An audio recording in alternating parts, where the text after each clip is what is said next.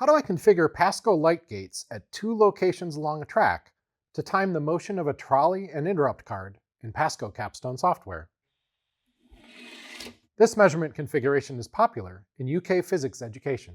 Let's look at the equipment you'll need for this type of investigation. First, 2 light gates.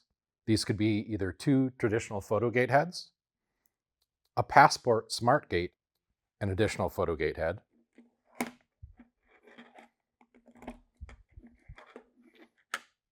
or a wireless Smart Gate and additional Photogate head.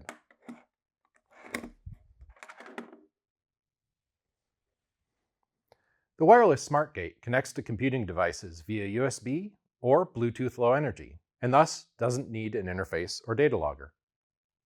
With the Passport Smart Gate, you'll need a universal interface or a passport interface, such as this AirLink.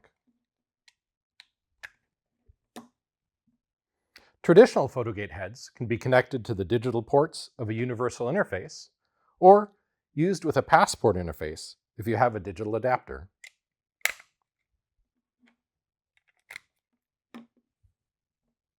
You'll also need a Mac or Windows computer with PASCO Capstone software installed.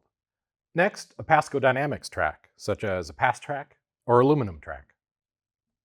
A PASCO trolley, such as a PAS car, aluminum cart, or even smart cart. An interrupt card to fit on the trolley. Fashion your own out of cardboard, or 3D print this one, available as a free download from the PASCO website. See the video description for links to this and the other products I mentioned in this video. Finally, you'll need a way to position the light gates along the track. Options include Photogate stands and Photogate brackets for the track.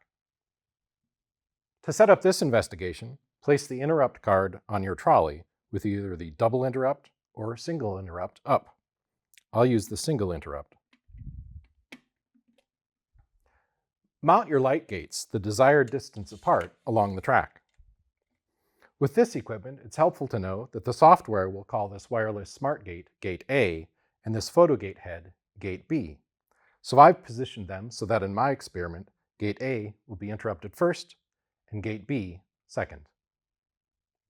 When measuring the distance between light gates, know that the PASCO Smart Gate has 2 infrared beams, but I'll be setting up Capstone to use only the beam labeled 1. Adjust the height of each light gate so that the card on the trolley will interrupt each light gate's beam. If your light gate has power, an LED on top of its case will illuminate whenever its beam is interrupted. Next, set up the track for your particular investigation. I'm interested in the constant acceleration of the trolley, so I'll elevate one end of my track.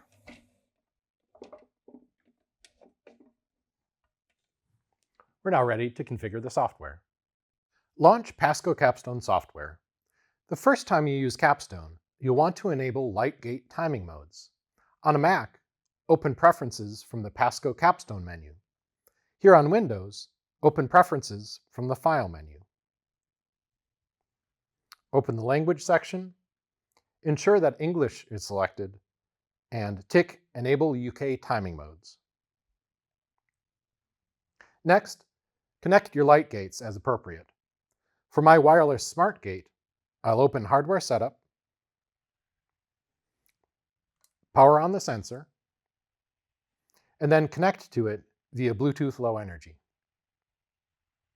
Since I have a Photogate head connected to auxiliary port 3 on my wireless smart gate, I'll click on that port on the image of the smart gate in the hardware setup and choose Photogate to connect it in software. With the light gates connected in Capstone, next we'll configure the sensor for timing. I'll open the Timer Setup panel, scroll to the top, and delete the default timer. I'll choose a pre-configured timer, select 2 of the Photogates, in my case, SmartGate's Photogate number 1, labeled Channel 1, and the extra Photogate head, labeled Photogate Channel 1.3. Continuing, I'll select a timer and choose 2 light gates and single interrupt card.